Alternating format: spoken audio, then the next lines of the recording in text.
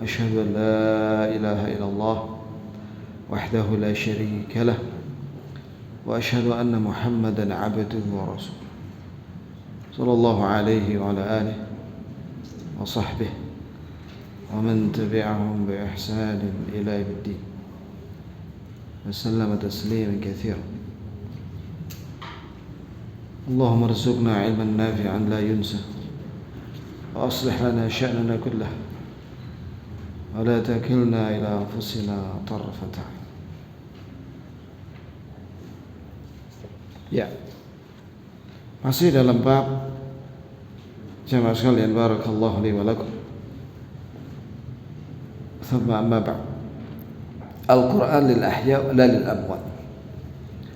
Bahwa Al-Quran diturunkan oleh Allah untuk orang yang masih hidup, buat manusia dan jin yang masih hidup, dan bukan untuk manusia yang sudah mati. Kalau nggak salah kita sudah sampai pada ayat ya, surat An-Najm, wa laysa lil insani illa ma sa'a.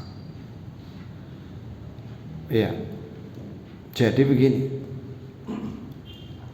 Ya, kalimat sebelumnya bahwasanya Allah Azza wa Jalla menurunkan Al-Quran untuk orang yang masih hidup, agar mereka yang masih hidup itu mengamalkan Al-Quran dalam kehidupan mereka di dunia ini. Al-Quran diturunkan bukan untuk orang mati, karena orang mati sudah terputus amalnya,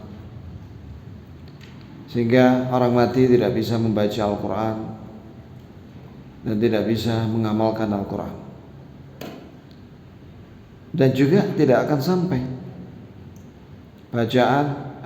pahala bacaan Quran orang yang masih hidup membaca Al-Quran dihadiahkan untuk orang mati, kecuali dari anaknya,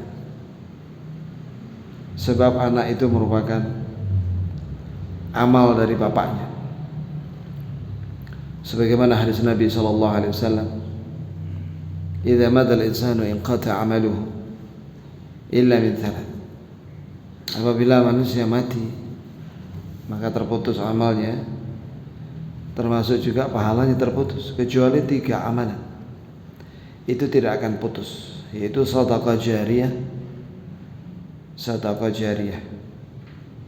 yaitu orang misalnya bangun masjid diwakafkan lillahi ta'ala, maka selama masjid itu dipakai untuk ibadah dan untuk mengaji, maka orang yang nyumbang masjid tadi dapat pahala walaupun dia sudah mati.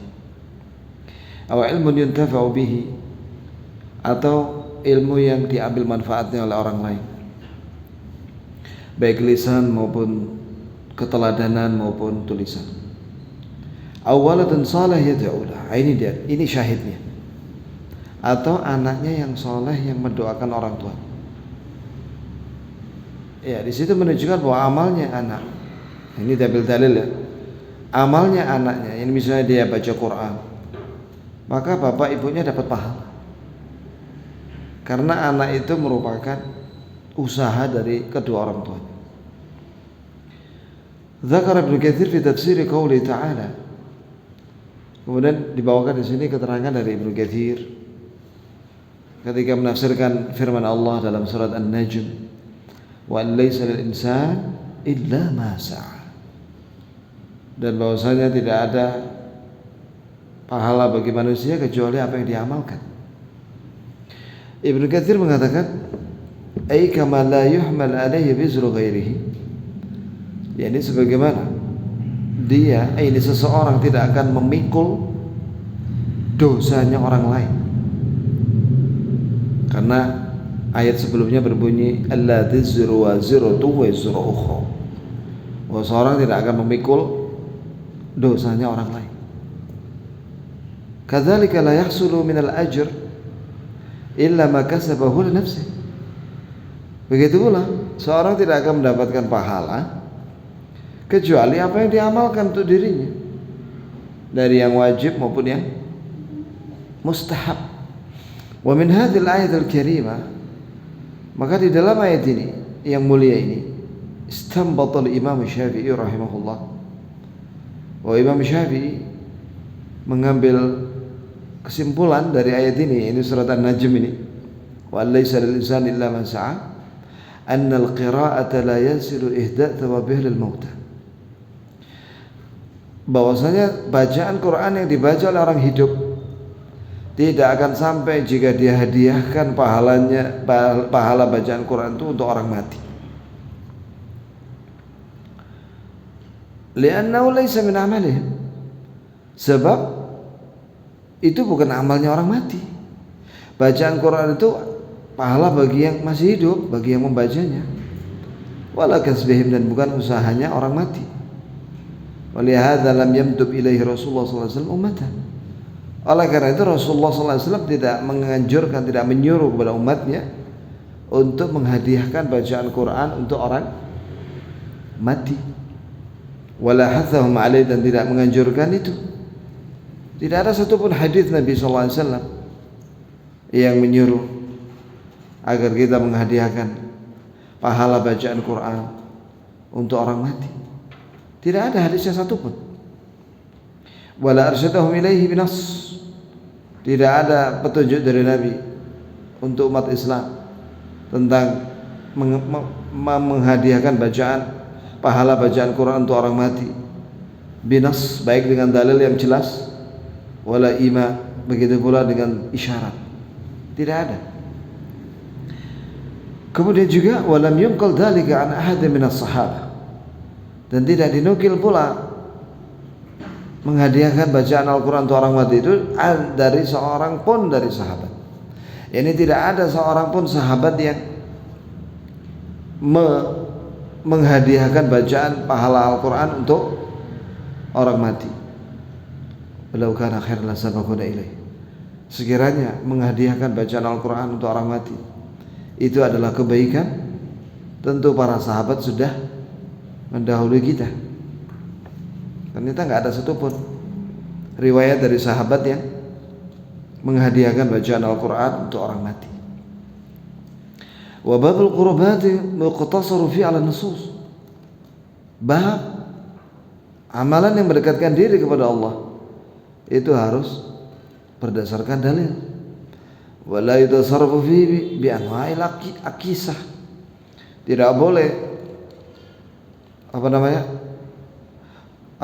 mengambil dalil dari kias-kias atau dikiaskan dengan ibadah yang lainnya, wal ara, dan juga pendapat-pendapat tanpa dalil.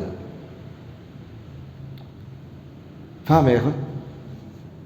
Jadi begini, orang-orang yang membolehkan menghadiahkan bacaan Al-Quran untuk orang mati itu dalilnya kias.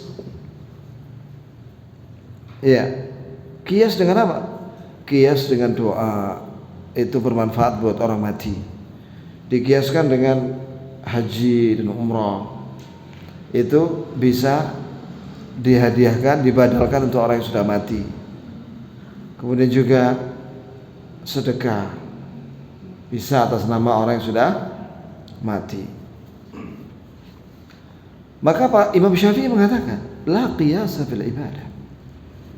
Tidak boleh kita mengkias-kiaskan suatu amalan dengan ibadah yang lainnya.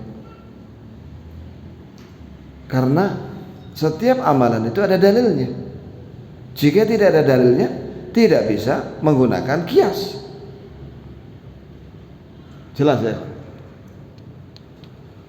Karena tidak bisa semua ibadah harus disamakan dengan ibadah yang lainnya. Tidak bisa. Setiap ibadah rinciannya itu sudah ada dalilnya dari Nabi SAW. Wal ara, dan juga tidak boleh mengambil pendapat orang tanpa dalil. Fa'amad du'a, ini dia. Fa'amad du'a was sadaqah fadzaka mujma' ala wusulihima. Adapun mendoakan orang mati dan bersedekah atas nama orang mati, itu memang disepakati sampai kepada pahalanya untuk orang mati. Wa mansus, karena ada dalil minasyari' dari Allah yang mensyariatkan alaihima, atas dua amalan ini, yaitu berdoa, mendoakan orang mati maupun bersedekah atas nama orang yang sudah meninggal. Begitu pula haji dan umrah. Ada dalilnya. Itu yang dikenal dengan hadis syubrumah. Jadi ada seorang ketika haji atau umrah, dia mengucapkan labbaik Allahumma an subrumah. Itu dalam Sahih Bukhari. Aku sambut panggilanmu ya Allah untuk melaksanakan umrah atau haji. Karena nggak disebutkan di situ umrah atau haji atas nama syubrumah. Maka Nabi mendengar kalimat itu dan bertanya, man syubrumah? Siapa syubrumah? Kata sahabat itu, akhun li au qaribun li.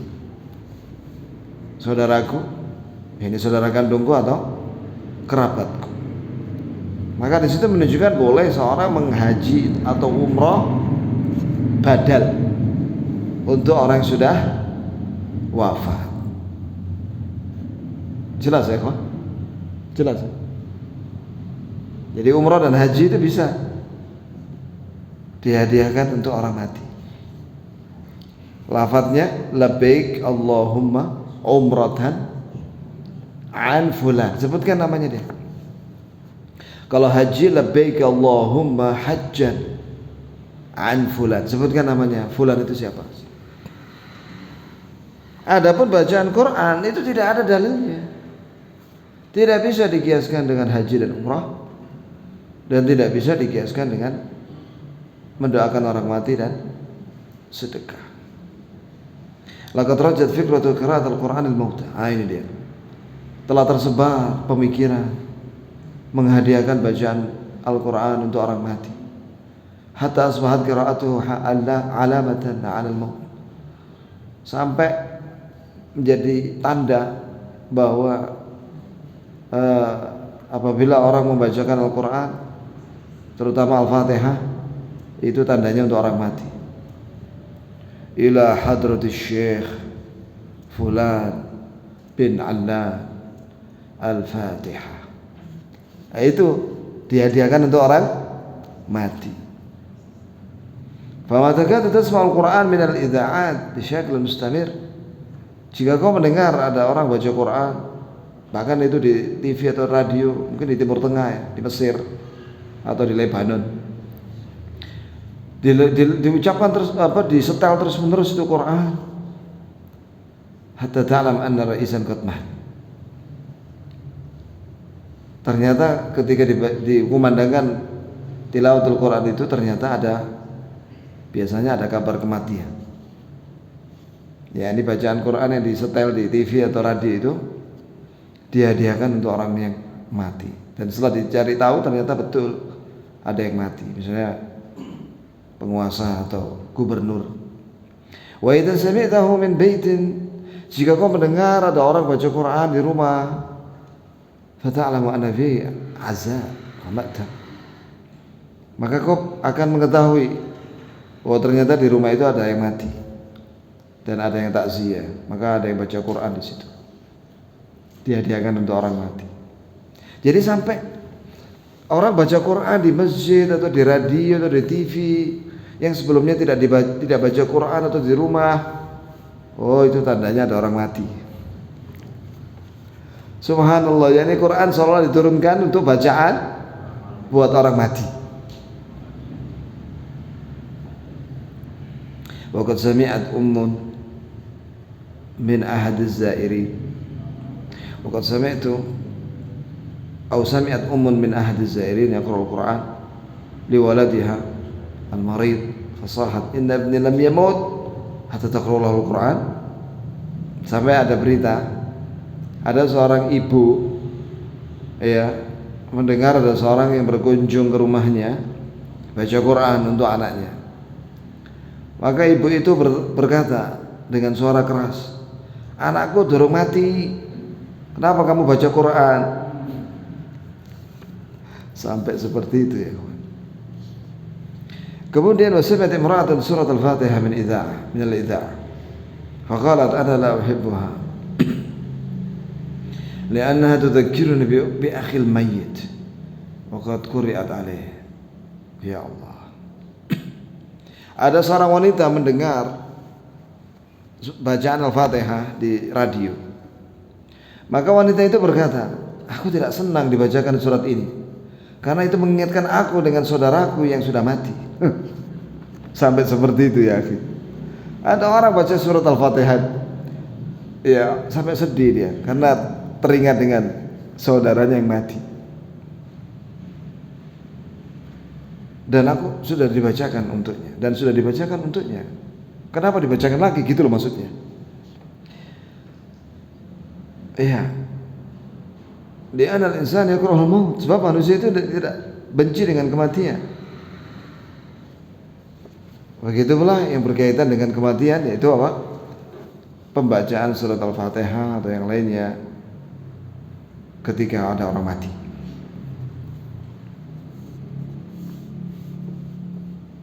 Ya. Kemudian kata penulis rahimahullah, innal mayyit alladhi taraka as-salata fi hayati ma yastafidu min al-Qur'an ba'da mautih.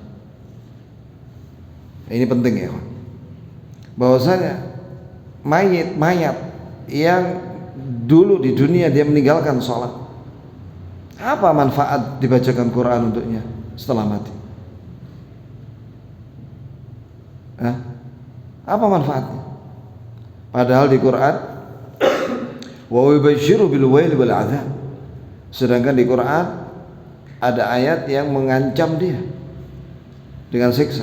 Fawailul lil musallin alladziina ma'a salatihim sahun. Celaka orang yang salat, yaitu orang-orang yang lalai dalam salat. Di antara maknanya adalah hadza idza akharaha, yaitu orang yang menunda-nunda salat sampai habis waktunya baru dia mengerjakannya. Apalagi yang tidak mengerjakan salat sama sekali. Yang sangat menyedihkan ya. Banyak di daerah Malang Selatan itu orang nggak sholat. Siapa di sini yang dari Malang Selatan? Ada saksi? Hanya orang di desa itu nggak sholat. Ya. Dan mengerikan kondisinya. Makanya perlu dakwah di sana itu ya. Ya. Bahkan sudah tua-tua, sudah kakek dan nenek, senengannya nyetel dangdut. Dangdut dari mulai jam melek sampai malam.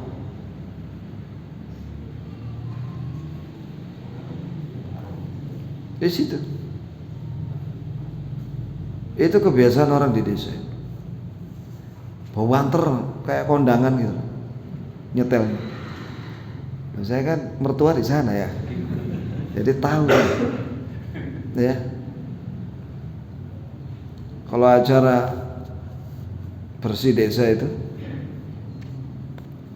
itu bapak-bapak itu geret truk-truk cilik-cilik itu isinya speaker dangdutan, banter-banter ya. Ya. Nah itu sih. Ketika waktunya sholat, adzan, musiknya nggak dimatikan. Ya Allah, kasihan. Hadahumullah. Saya sampai bingung itu mau dakwah lewat mana ya?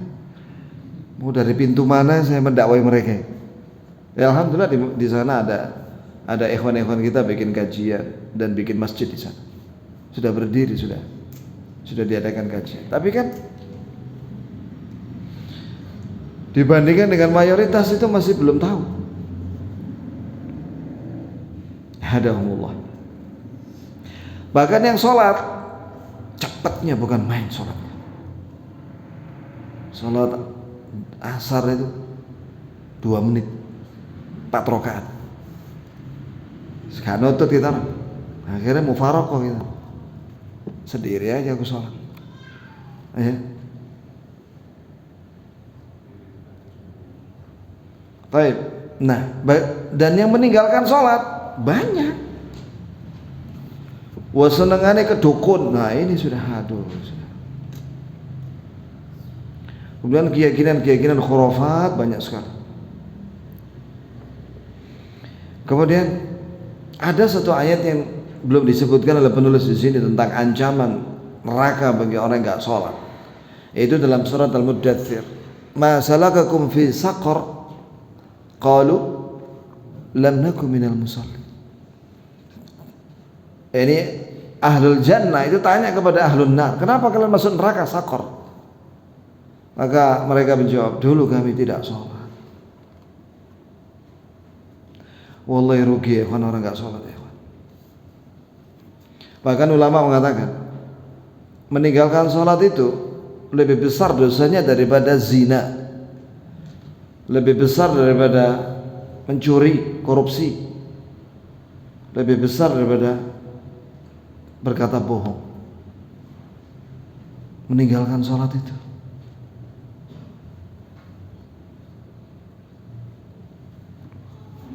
Baik.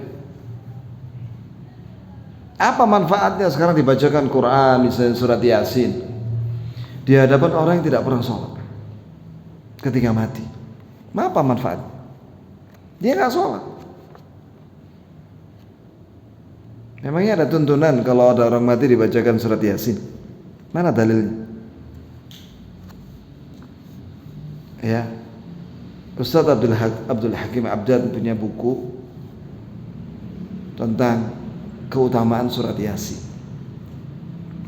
Setelah dibuka isinya, semua dalil-dalil tentang keutamaan surat Yasin ternyata dhaif. Dan dhaif jiddan. Bahkan ada yang palsu. Ya.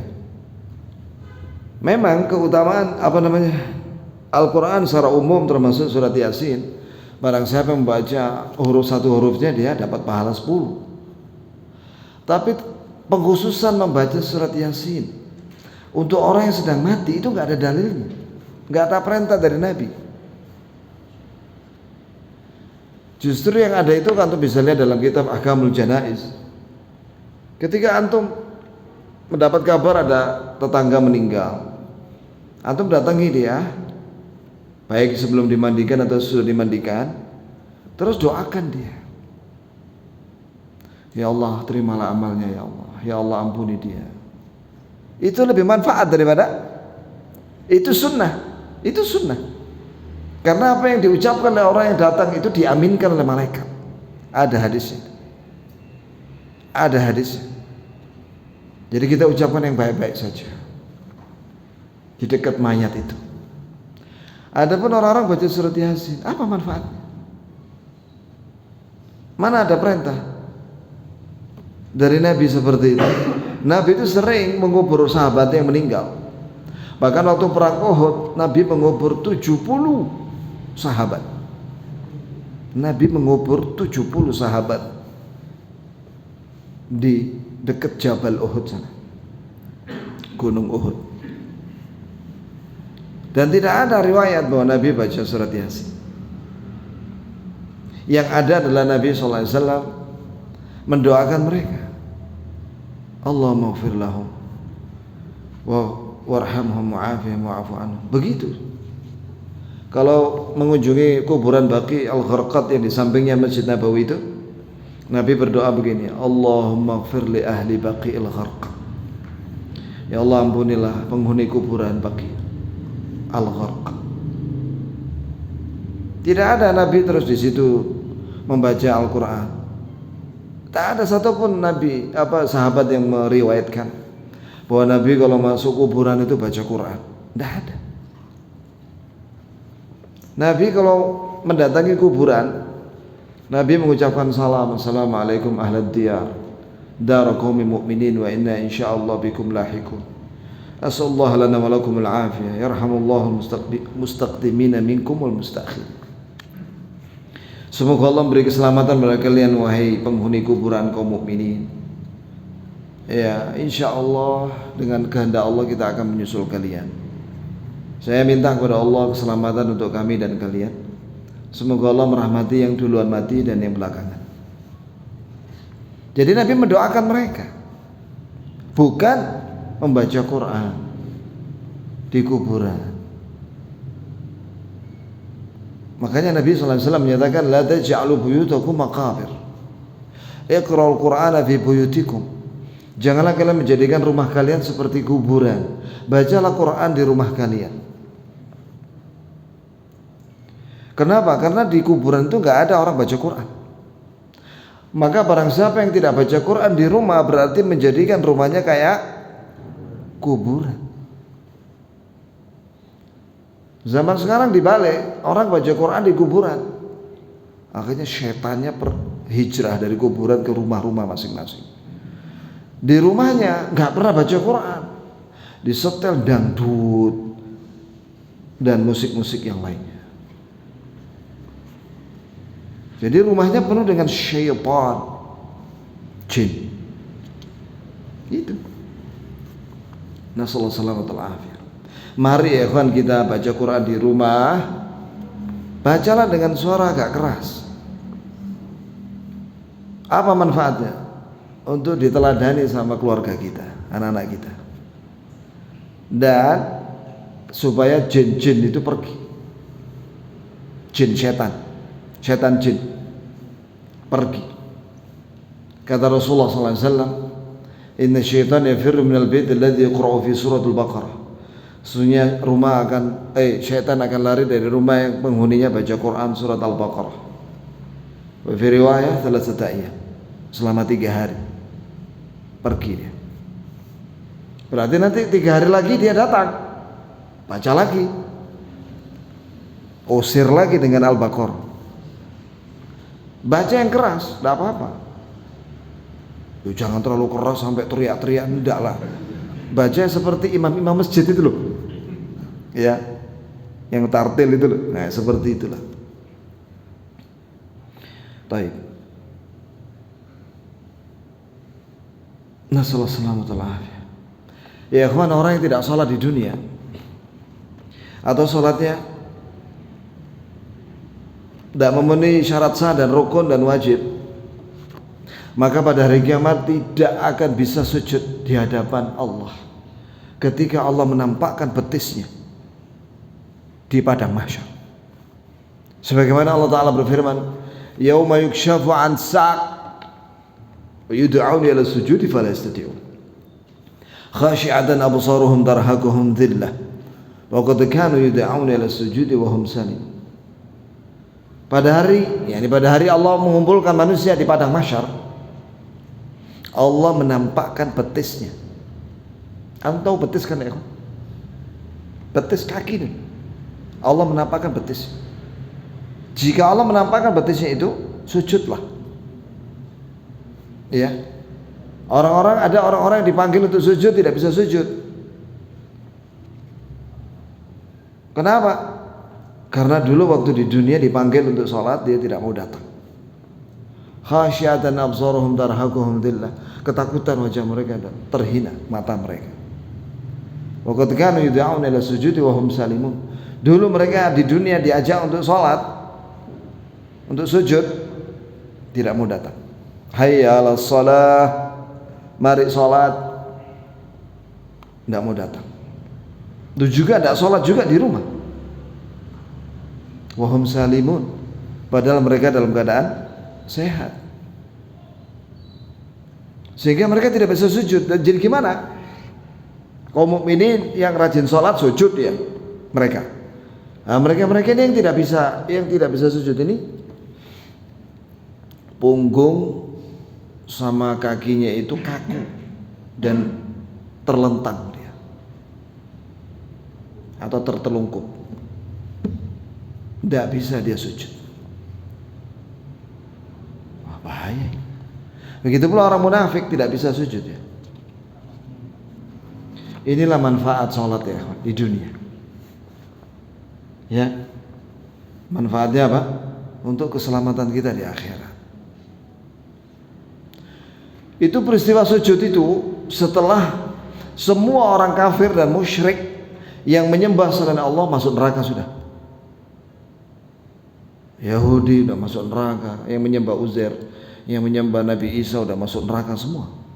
Yang menyembah matahari, bulan, bintang dan semuanya, yang menyembah selain Allah udah masuk neraka duluan. Tinggal orang mukmin. Allah tanya, "Madza tantadzirun?" Apa yang kalian tunggu? Maka kata orang mukmin, kata kaum mukminin, "Nantadziru Rabbana." Kami menunggu Rabb kami. Kami mengetahui tanda-tanda Rabb kami.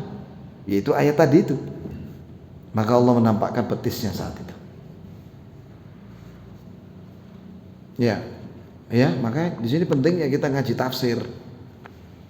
Oh, dengan mengkaji ayat itu kita jadi paham bahwa nanti ketika Allah menampakkan betisnya di padang mahsyar, kita sujud. Setelah sujud ngapain? Allah memberi cahaya masing-masing berdasarkan amalnya. Ala qadri amalihim. Untuk apa? Manfaatnya apa itu cahaya? Untuk bisa melewati jembatan yang di bawahnya neraka jahanam. Karena kondisi di situ gelap. Maka ada orang mukmin yang cahayanya sebesar bulan purnama, ada yang sebesar gunung, terang sekali. Kecepatan mereka melewati jembatan itu sekedip mata. Ada yang seperti kilat petir, langsung depan pintu surga. Nah, itu kok bisa seperti itu ya? Karena amalnya banyak. Semakin berkurang amal, semakin sedikit cahaya. Dan yang paling sedikit itu sebesar tawon, nakhlah. Dan ada lebih kecil lagi sebesar kuku jempol kaki. Kadang nyala, kadang mati. Ketika nyala dia merangkak, bergelantungan. Ketika mati berhenti. Terus begitu. Ada yang nggak selamat, nyemplung. Ada yang selamat. Itu jemaah sekalian. Nah, kita yang mana ya? Tanyalah diri masing-masing. Bagaimana amal kita? Perbanyak amal ya, perbanyak zikir ya. Karena zikir itu mudah. Ya. Dan pahalanya besar. Yang ketiga, amma hadithu iqra'u ala mautakum yasin. Nah, ini dibahas ini. Adapun hadis bacalah untuk orang-orang mati kalian surat Yasin, faqad a'allahu Ibn al-Qattan bil ittirab wal waqf wal jahalah. Telah disebutkan penyakitnya, ini penyakit sanadnya oleh Ibnu Qattan, seorang ahli hadis, bahwa ini hadis sanadnya goncang. Goncang itu berarti lemah. Wal waqf itu bukan perkataan Nabi, wal jahalah dan majhul. Majhul itu tidak dikenal rawinya sehingga termasuk lemah. Wa qala ad-Daruqutni, berkata Imam ad-Daruqutni yang digelari oleh para ulama Amirul Mukminin fil hadis. Hadza hadits muttarib al-isnad. Hadisnya adalah goncang sanadnya. Wa majhul matan, dan matanya enggak dikenal. Yani enggak dikenal itu bukan sabda Nabi. Wala yasah, dan tidak sah dari Nabi sallallahu alaihi wasallam. Walam yathbut 'an Rasul sallallahu alaihi wasallam sahabatuh, dan tidak sah dari Nabi dan juga para sahabat annahum qara'uha 'ala mayyit, bahwa mereka baca surat Yasin kepada mayat. Sawa'an kanat surah Yasin, apakah itu surat Yasin, atau Al-Fatihah atau Fatihah, atau ghairuha minal Quran, atau yang lainnya dari Al-Quran. Bal kana Rasulullah sallallahu alaihi wasallam yaqulu li ashabihi, bahkan Nabi sallallahu alaihi wasallam berkata kepada sahabat-sahabatnya inda faraghihi min ad-dafn, ketika selesai menguburkan mayat, ya, lil mayyit, apa doa? Apa kata Nabi? Istaghfiru li akhikum wa salu lahu at-tathbit fa innahu al-ana yus'al. Hadis ini sahih, diriwayatkan oleh Abu Dawud dalam sunannya dan disahihkan oleh Syekh Al-Albani dalam Sahih Sunan Abi Dawud. Kata Rasulullah, adalah kalian memohonkan ampunan untuk saudara kalian ini yang sudah dikubur ini, dan mintalah kepada Allah agar Allah meneguhkan dia dengan perkataan la ilaha illallah Muhammadur Rasulullah, atau perkataan yang benar. Ini bisa menjawab pertanyaan malaikat mungkar nakir. Sebab sekarang dia ditanya. Berarti mayat itu begitu diuruk, ini orang-orang belum pulang, itu malaikat mungkar nakir sudah datang di alam kubur itu. Tentunya dia hidup. Ditanya oleh malaikat mungkar nakir. Ya, saat itu ya. Maka jangan langsung pulang dulu, tapi doakan dia. Ya Allah, ampunilah dia. Ya Allah, teguhkan dia. Ya Allah, teguhkan dia di atas la ilaha illallah Muhammadur Rasulullah. Begitu. Dan doakan ampunan. Ya Allah, ampuni dia. Ada satu lagi sunnahnya, kata Syekh Al-Albani dalam Ahkamul Janaiz itu, ambillah tanah, kemudian kemudian letakkan di situ. Beberapa tanah sekepal-kepal gitu ya. Sebenarnya sunnah ini sunnah dalam, mumpung saya ingat ya, sunnahnya menguburkan mayat itu sebenarnya yang benar itu adalah lahat itu posisi yang ke arah kiblat, itu ada cekungan begitu ya, ada cekungan begitu, kemudian mayat itu dihadapkan ke kiblat, masuk gitu, kemudian dikasih kayu, baru diuruk. Nguruknya nggak usah pakai diinjek-injek pakai kaki, just diuruk gitu aja pakai pacul, sekop ya, sampai di atas permukaan tanah segini lah. Boleh dikasih batu-batu aja sekelilingnya itu ya, ukuran 1 meter kali 2 meter, dan tidak usah dikasih nama, cukup batu-batu aja. Pas bagian kepala dikasih batu agak gede sedikit, itu tandanya ada mayat di situ. Itulah sunnahnya. Antum lihat kuburan di mana, di Madinah, di Baqi', itu seperti itu, nggak ada bangunan apapun, tidak ada namanya, walaupun para ulama di situ tahu itu kuburannya Aisyah, ada kuburannya Utsman, ada kuburan Abu Hurairah, ada yang tahu, ada kuburannya istri-istri Nabi, tapi sengaja nggak disebar-sebarin. Kenapa? Karena nanti khawatirnya ada orang Syiah yang ngerusak makamnya Aisyah radhiyallahu anha, karena mereka benci sekali dengan Ummul Mukminin Aisyah radhiyallahu anha. Yaqulu ahadu du'at, berkata seorang dai, wahak ya muslim, taraktal Qur'ana fi hayatik wa lam ta'mal bihi hatta idza iqtarabta min al-maut qara'u 'alaika surat Yasin litamut bisuhulah. Celaka engkau wahai muslim, kau meninggalkan Quran sepanjang hidupmu, kau tidak baca, tidak pelajari tafsirnya, kau tidak mengamalkannya. Ketika kau mau mati, orang-orang baca kepadamu surat Yasin supaya rohmu keluar dengan mudah. Fahal anzal Al-Quran litahya, bukankah Al-Quran diturunkan untuk supaya kamu hidup hatimu di dunia ini? Am litamut, atau Quran diturunkan untuk supaya kamu mati? Mana yang benar? Hah? Makanya untuk yang masih hidup, dalam surat Yasin Allah berfirman, liyundhira man kana hayya. Al-Quran itu untuk beri peringatan bagi yang hidup, yang masih hidup di dunia. Lah ini orang baca Yasin kepada orang yang mau mati atau sudah mati. Lam yu'allim Rasulullah sallallahu alaihi wasallam sahabatahu an yaqra al-Fatihah inda dukhul al-maqbara. Rasulullah dan para sahabat tidak pernah mengajarkan baca Fatihah ketika masuk kuburan. Bal 'allamahum an yaqulu, bahkan Nabi mengajarkan kepada para sahabat untuk mengucapkan assalamualaikum ala diyar minal mu'minin wa inna insyaallah bikum lahikun asallallahu lana wa lakum al-afiyah minal adab. Maksudnya ini sudah saya artikan tadi ya. Semoga Allah memberi keselamatan kepada kalian wahai penghuni kuburan dari kaum mukminin.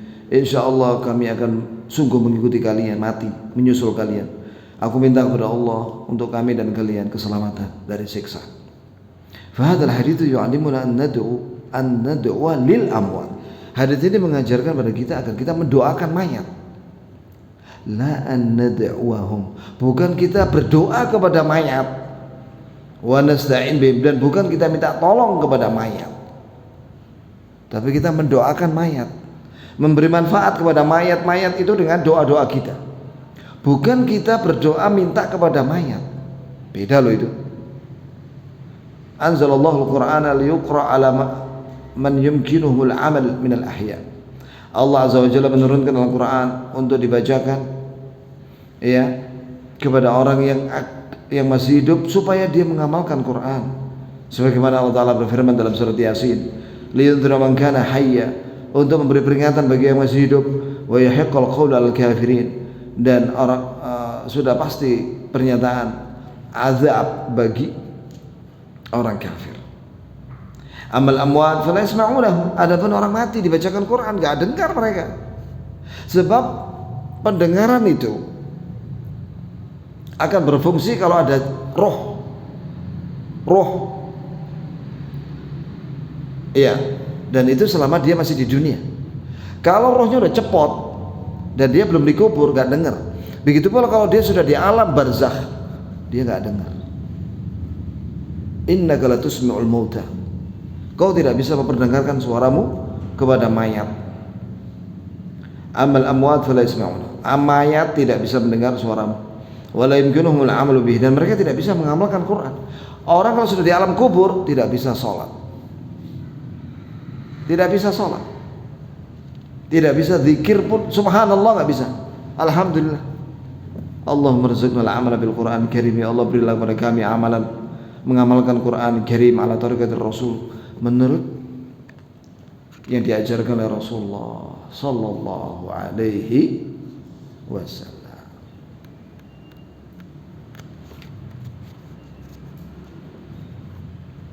Habis sudah babnya ya ikhwan. Di lain kesempatan bab al-qiyamul mamnu', berdiri yang terlarang, al-qiyamul matlub al-masyhur, dan berdiri yang disyariatkan. Hadis dhaif dan palsu. Contoh hadis palsu. Bagaimana cara ziarah kubur? Ya masih lumayan berapa kali pertemuan. Apa ada pertanyaan? Apakah sudah masuk Isya?